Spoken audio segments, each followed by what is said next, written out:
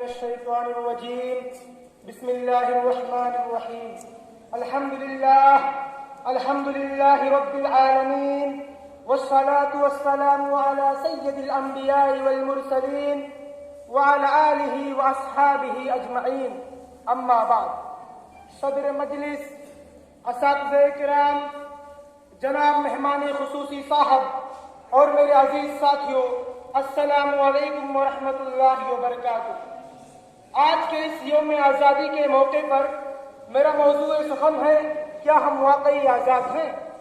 ارشد نہ چھیڑ عہد گزشتہ کے تذکرے، ارشد نہ چھیڑ عہد گزشتہ کے تذکرے، رسنے لگیں گے زخم جگر پٹیاں نہ کھول۔ سامعین کرام، آج یوم آزادی ہے، پوری قوم آزادی کی جشن منا رہی ہے کیونکہ اسی دن ہمارا ملک برطانوی تسلط سے آزاد ہوا تھا۔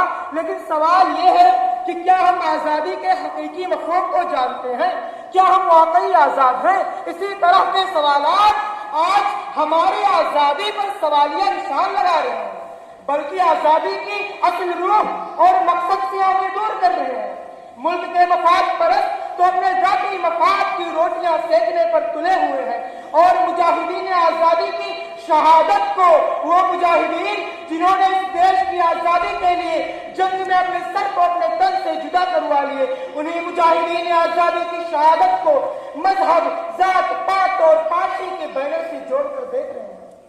مٹ گئے پر نہ مٹنے دی وطن کی آبرو، مٹ گئے پر نہ مٹنے دی وطن کی آبرو، ان شہیدان وطن کو بار رہا میرا سلام۔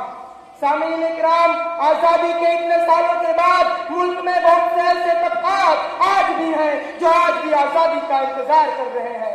ملک میں غذائیت اور غربت جیسے حساس ایشو ختم ہونے کا نام نہیں لے رہے ہیں۔ آئے دن بدعنوانی میں اضافہ ہوتا جا رہا ہے۔ آج ہم کہیں نکسلواد سے برسرے پیکار ہیں، تو کہیں دہشت گردی سے، تو کہیں نسل پرستی سے، تو کہیں بدعنوانی اور کہیں مہنگائی سے۔ اور تو اور ہمارے ملک کی زیادہ تر خواتین تو صرف اور صرف اپنے وجود کے بقا کی جنگ لڑ رہی ہیں، جن کی عزت سر عام نیلام کر دی جاتی ہے۔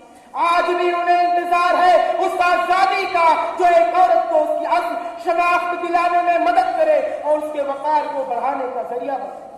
حاضرین کرام، ہم صرف کہنے تک ہی ترقی پذیر ملک کے واسی ہیں، لیکن یہ کیسی ترقی ہے جہاں ملک کی آبادی کا ایک بہت بڑا حصہ دو وقت کی روٹی کے لیے مارا پھر رہا ہے۔ دیگر بنیادی سہولیات کی فراہمی تو دور کی بات ہے، ایک طرف ملک کا نوجوان زیور تعلیم سے آراستہ ہو کر روزگار کے لیے در بدر کی ٹھوکریں کھا رہا ہے، تو دوسری طرف کچھ بچے پرائمری تعلیم سے بھی محروم ہیں۔ ایسا نہیں ہے کہ ان بچوں میں علم کے حصول کی لگن نہیں ہے، بلکہ ہمارے نظام کی کمی ہے کہ آج بھی ہم وہاں تک علم کی شمع روشن نہ کر سکے۔ آج جبکہ دنیا مریخ پر اپنے قدم جمانے کی کوششوں میں مصروف ہے، اور ہم ابھی تک یہی فیصلہ نہ کر سکے کہ وندے ماترم گانے سے دیش بھکتی ثابت ہوتی ہے، یہ سارے جہاں سے اچھا ہندوستان ہمارا ملک سے محبت کا مظہر ہے۔ ہمارے ملک کی سب سے بڑی بدنصیبی تو آج یہ ہے کہ جن لوگوں نے اپنے لہو سے اس ملک کے زمین کو سیراب کیا تھا، آج انہیں کی حب الوطنی پر شک کیا جا رہا ہے۔ ہمیں سے رنگے گلستہ، ہمیں سے رنگے بہار، ہمیں سے رنگے گلستہ، ہمیں سے رنگے بہار، ہمیں کو نظم گلستہ پہ اختیار نہیں ہے۔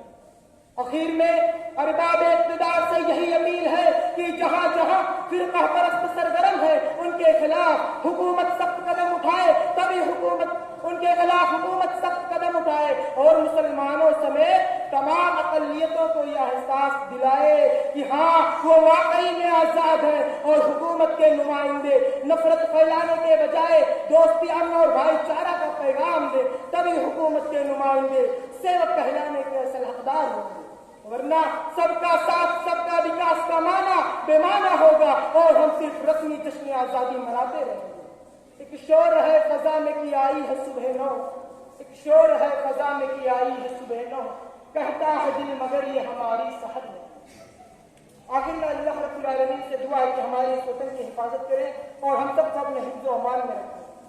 میرے چمن میں پھر سے ایسا پیارا دن کب آئے گا، میرے چمن میں پھر سے ایسا پیارا دن کب آئے گا، ہندو مسلم سکھ عیسائی کا جھگڑا مٹ جائے گا۔ وآخر دعوانا الحمدللہ رب العالمین۔